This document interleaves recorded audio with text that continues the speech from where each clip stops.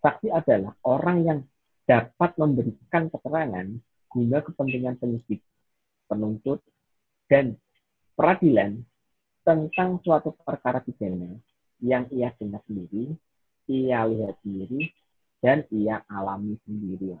Nah, di sini akan saya belah-belah dulu, Mas. Kayak tadi ya, unsur-unsurnya apa ini? Apakah dia bisa masuk di saksi atau tidak? Nah, orang yang dapat memberikan keterangan. Unsur utama, Mas. Orang yang dapat memberikan keterangan.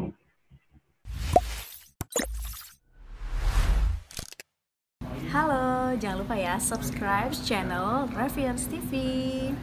Jangan lupa subscribe channel Revians TV. Ini yang menarik, Mas, kan kalau ada tersangka, kita berbicara soal bukti permulaan. Jadi ada dari terlapor itu naik ke tersangka karena ada bukti permulaan. Nah, bukti permulaan itu kan salah satunya kemarin di video kita kan membahas soal saksi. Nah, ini kita masuk ke saksi gimana nih, Mas Adi? Siap, Mas. Nah, saksi ini mengenai saksi kan kadang-kadang orang takut tuh mau bersaksi. Aduh, bersaksi. Kalau istilahnya minder lah, udah ke kantor polisi kan pasti takut kan, orang pasti takut kalau untuk bersaksi, baik dalam ranah kepolisian maupun ranah pengadilan ya.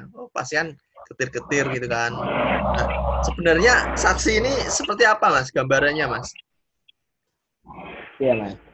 Itu sangat menarik sekali, Mas. Pasti ketika kita sudah menginjak pada bukti permulaan ya. Kemudian saksi itu apa? Karena dari mereka dia merasa takut ketika berhadapan atau berurusan dengan hukum. Nah, ketakutannya apa? Tadi masih ketika tidak mengetahui. Itu kenapa misi kita untuk mewujudkan masyarakat yang melek hukum. Untuk lahirnya smart people.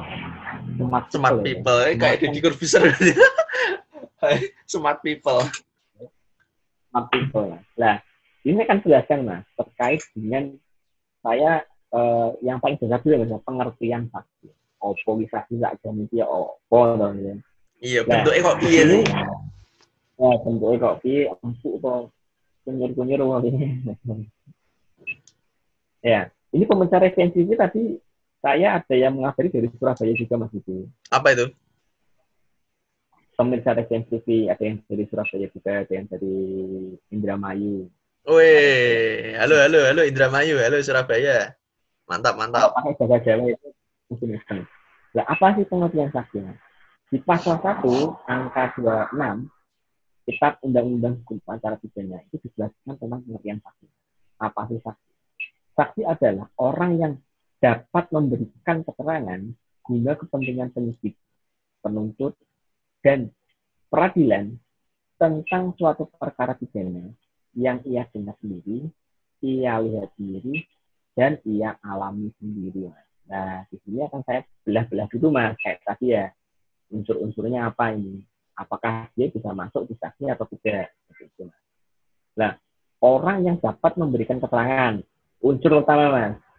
Orang yang dapat memberikan keterangan. Itu masih general, Mas. Semua orang bisa memberikan keterangan. Nah, untuk apa? Guna untuk kepentingan penyidik, penuntut, dan peradilan tentang suatu perkara pidana yang ia dengar sendiri, yang ia lihat sendiri, dan ia alami sendiri. Ada 3 kategori nih, ya kan? Yang ia alami, yang ia dengar, yang ia lihat. Jadi saksi itu banyak dari beberapa kasus di persidangan itu ketika ditanya oleh majelis hakim memeriksa perkara itu Mas. Apakah saksi itu melihat ada proses pencurian di situ dari si A mengambil tas korban. Wah, saya hanya diceritakan. Nah, saya hanya diceritain, Mas. Itu kan berarti kan dia tidak melihat, Mas. Dan tidak mendengar secara langsung, Mas. Kamu diceritakan katanya ya bisa. Jadi bisa saksi, aku diceritakan saya, aku diceritain dia. Nggak bisa, Mas. Dia bisa mendengar sendiri, melihat sendiri, dan mengalami sendiri. Itu pengertian saksi. 26. Jadi ketika pemirsa Revian TV mau cari ini pengertian saksi apa itu di pasal 1 angka 26 sifatnya. Itu. Nah, kemudian ketika kita sudah mengetahui tentang definisi saksi, kemudian apa sih yang bisa kita lakukan tadi ya pertanyaannya. Yang kita bisa kita lakukan, kemudian kok bisa kita ditunjuk sebagai saksi. Nah, dalam hal ini saksi ditunjuk oleh penyidik itu berdasarkan surat. Berdasarkan surat apa? Surat panggilan. Itu ada keterangannya dan ada alasannya, dasarnya itu untuk ia dapat menjadi atau dimulkan menjadi saksi.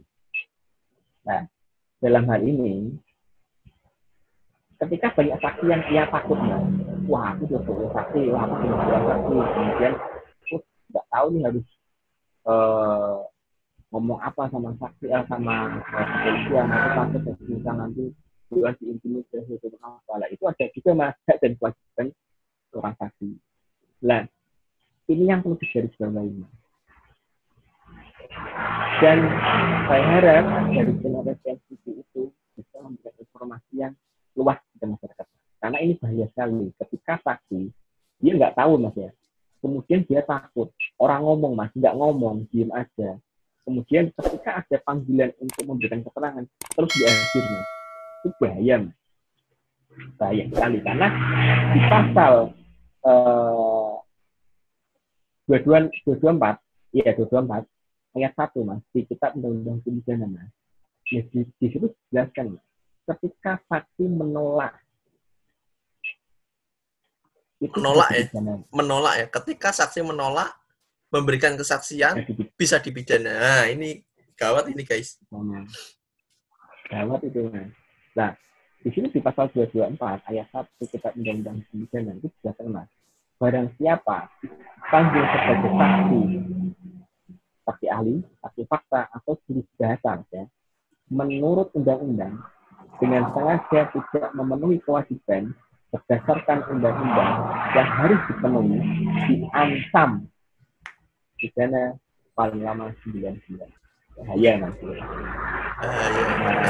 9 bulan nih. 9 bulan. Itu ya pasalnya mas. Ya. Jadi ketika kita nggak tahu mas, waktu sidang saya dipanggil jadi saksi itu saya nggak tahu apa takut ini, ya nggak hadir mas, bahaya itu mas. Nah, yang perlu saya jelaskan di Indonesia itu ada lembaga yang namanya LPSK. Saya sudah jelaskan di episode kemarin mas. LPSK itu apa? LPSK itu lembaga pelindungan saksi dan korban. Dasarnya undang-undang nomor 13 tahun 2006 mas, tentang LPSK itu sendiri. Itu juga ranahnya pidana. Kemudian tujuannya apa LPSK ini? Untuk memberikan rasa aman ketika memberikan keterangan. Nah, ini ya CNCT, pemerintah retensi harus tahu mas. Jadi ketika saksi diminta oleh penyidik untuk memberikan kesaksian, baik itu di dalam penyidikan, penuntutan maupun peradilan. Nah, di sini ada yang lembaga yang namanya LPSK untuk memberikan rasa aman. Nah, jadi ketika saksi-saksi itu takut memberikan keterangan, dia bisa ngomong mas, komunikasi kepada penyidik, aku takut, aku berdiri. Nah, itu ada lembaga namanya LPSK itu. Untuk apa? Untuk memberikan rasa aman, rasa nyaman, dan jaminan keselamatan mahasiswa biasanya. Nah, cuman dalam hal ini beberapa hari yang lalu saya sempat baca itu katanya ada beberapa revisi dari LPSK itu sendiri. Ya, saya berdoanya itu lembaga pelindungan saksi dan korban ini bisa lebih bagus dari tahun-tahun sebelumnya. Kita memberikan rasa aman ketika saksi memberikan keterangan, kemudian kita menjamin yang punya jaminan kepada saksi dan korban.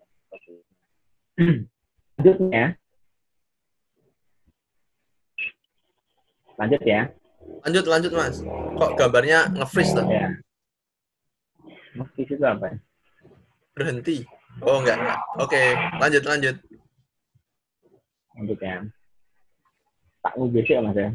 Oh, Wah. ngubesik, ngelak. Ya, masih panjang nih pertanyaannya, masih 10 lagi loh nih. Siap-siap lah. Ya, ini minum dulu le mineral. Ini ada manis-manisnya Mas.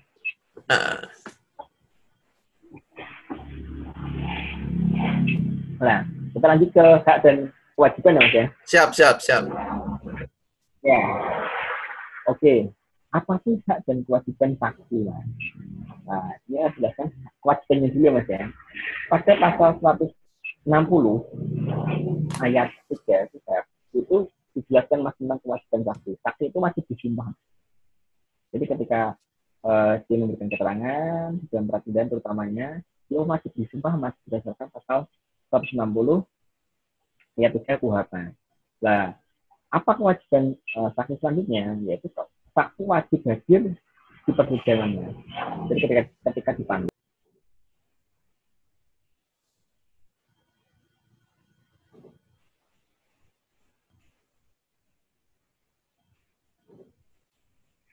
Yo, selanjut hak dan kewajiban. Oke, hak dan kewajiban. Tapi ini akan saya jelaskan yang pasal 160 ayat 3 KUHP itu saksi wajib disumpah. Terus di pasal 167 KUHP juga itu saksi wajib hadir di persidangan. Nah, kemudian di pasal 167 ayat 3 KUHP saksi dilarang bercakap-cakap. Gimana? Itu dilarang bercakap-cakap. Saksi berlarang bercakap-cakap. Oh, ngobrol sama saksi satu sama saksi lainnya ya. Soalnya kalau bercakap-cakap nanti kompromi kali. Nah, itu salah satu gambaran dari kewajiban saksi. Kemudian ada haknya Mas, hak saksi Mas.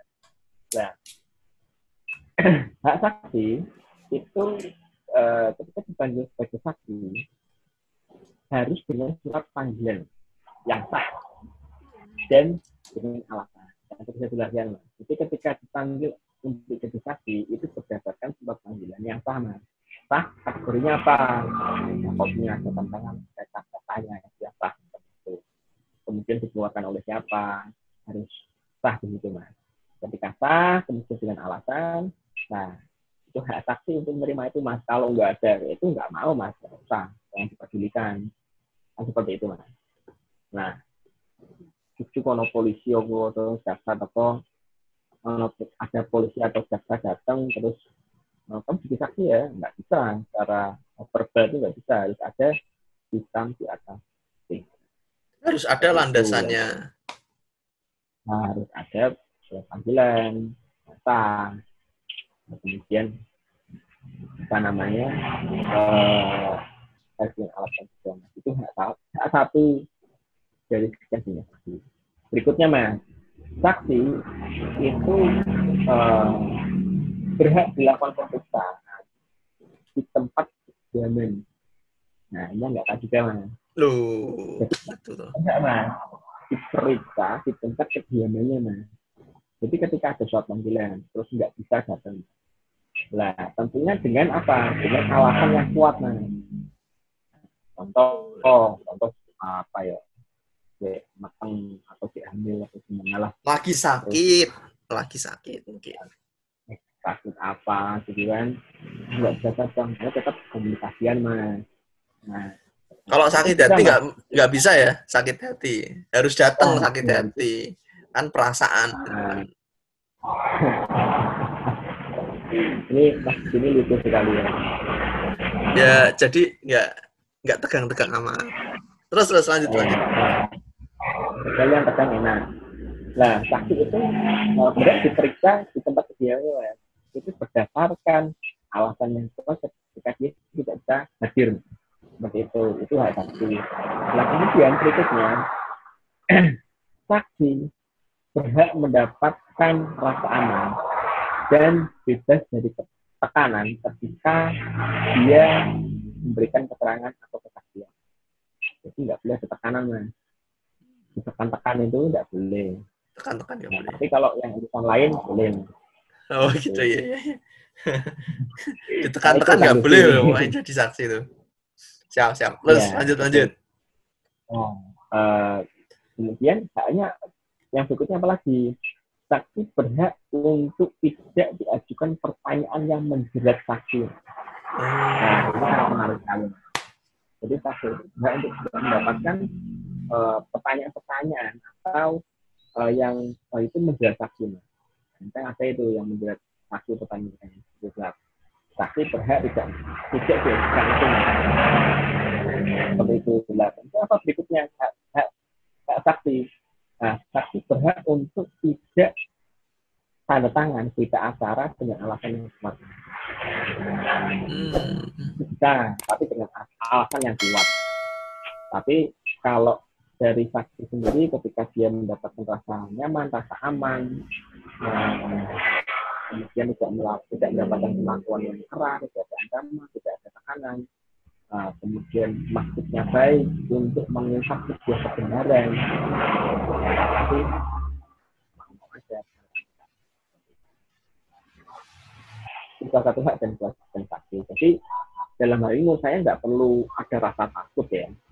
Kemudian tidak perlu ada kekhawatiran ketika ada seseorang dia dimohonkan untuk menjadi saksi. Asal dia tahu hak dan kewajibannya, kemudian dia tahu step-stepnya bulan saksi seperti apa. Saya rasa tidak perlu rasa takut mas, nggak perlu takut, nggak perlu khawatir mas. LPSK ada hak dan kewajiban saksi pasal 160 dan seterusnya di kitab undang-undang hukum acara pidana. Nah, ketika kita tahu pemeriksaan ini kita tahu, kemudian ketika dilalah pada posisi seperti itu, saya rasa panjang saya akan komunikasi dan jangan menolak mas seperti itu. Karena LPSK menjadi masalah. Jadi teman-teman, kalau nanti ada panggilan sebagai saksi, itu nggak usah takut.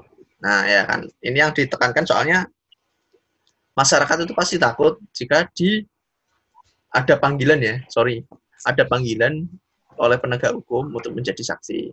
Jangan takut karena ada dan kewajibannya. Salah satunya ada perlindungan bagi saksi tersebut di lembaga LPSK. Nah, kalau nggak mau jadi saksi ini yang malah repot karena di KUHP ya, kitab Undang-Undang Hukum Pidana itu ada pasal 224 kalau nggak salah tadi ya.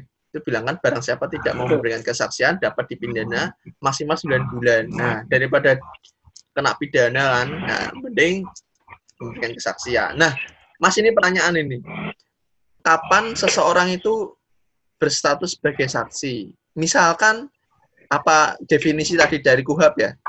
Jadi setiap orang yang melihat terjadian tindak pidana itu dia jadi saksi gitu ya, otomatis ya berstatus jadi saksi atau memang ada surat panggilan atau apa itu?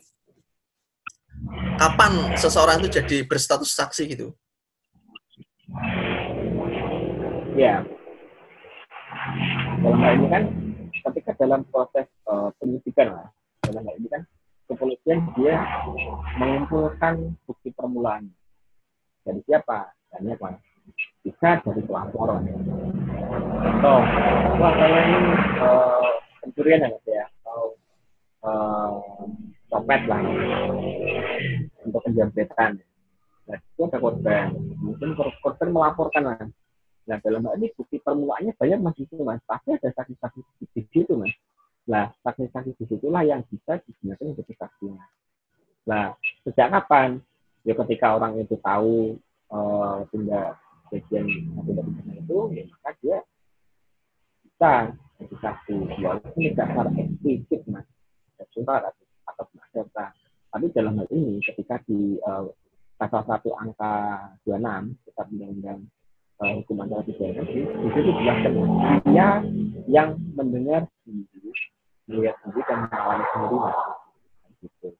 Nah, menurut saya ketika tiga unsur tadi terpenuhi mas, maka dalam hal ini saya rasa saat itulah orang itu jadi saksi. itu. Walaupun secara tidak eksplisit dia mendapatkan suratnya. Seperti itu. Oh, seperti itu.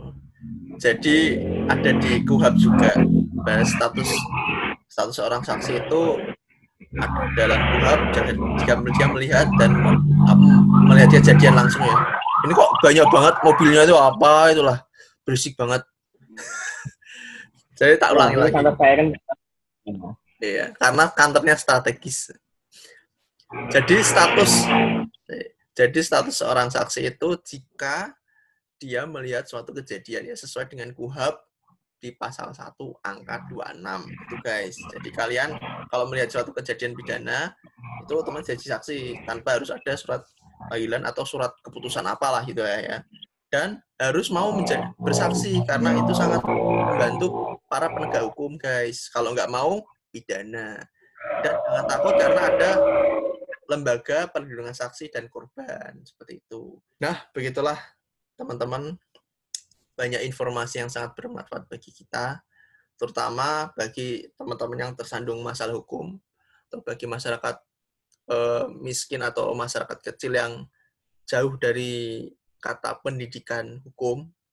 Jadi mungkin ini adalah suatu alternatif buat teman-teman, channel ini alternatif buat teman-teman untuk bisa memahami hukum itu secara sederhana. Dan tadi advokat muda kita juga menjelaskan secara detail dan sangat sederhana agar teman-teman bisa menyerap apa yang harus dilakukan ketika tersandung masalah hukum. Oke, mungkin bisa dilanjut ke video selanjutnya, cakap hukum. Oke, mudah-mudahan video ini bermanfaat ya. Mudah-mudahan bermanfaat lah dari penjelasan Mas Adi tadi. Oke, wabillahi taufiq wal hidayah. Wassalamualaikum warahmatullahi wabarakatuh. See you next video, guys. Halo, jangan lupa ya subscribe channel Revians TV. Jangan lupa subscribe channel Revians TV.